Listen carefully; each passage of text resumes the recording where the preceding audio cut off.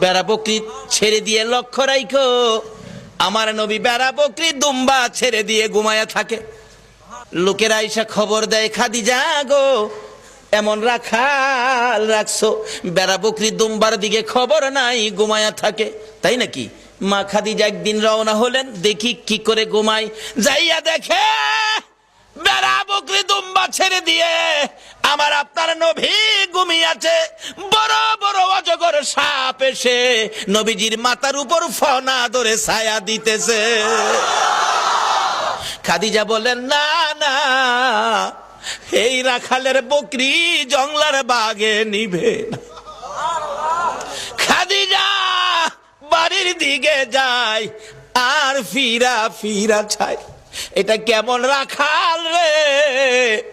এই রাখাল তো সাধারণ কোনো মানুষ নয়। খাদিজা চিনে ফেলেছে। বেড়া বকরি দুম্বা নিয়ে বাড়িতে আসতে বলো আমার রাখালকে। আমার নবী দুপুর বেলায় বেড়া বকরি দুম্বা নিয়ে বাড়িতে রওনা হলে খাদিজা বাংলা রুমে বসে বসে দেখে, এটা কেমন রাখাল রে?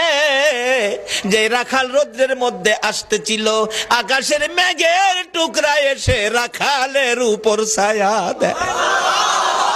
খাদিজা বলেন, মাবুদ মাবুদ রে, এটা কেমন রাখাল আমার বাড়িতে? নিশ্চয়ই উনি সাধারণ কোনো মানুষ নয়, নিশ্চয়ই কোনো মহামানব হবে। আসেন, আর বেড়া বকরি দুম্বা আপনাকে চড়াইতে হবে না, শুধু এই জায়গার মধ্যে 2 ঘন্টার ওয়াজ। এই জায়গায় কি ঘটনা ঘটেছে? আজকে এই নবীর চিনি না, যারা চিনেছে তাদের জীবন ধন্য হয়েছে। বলুন খাদিজা, এই নবী চিনে জীবন ধন্য হয়েছে কিনা?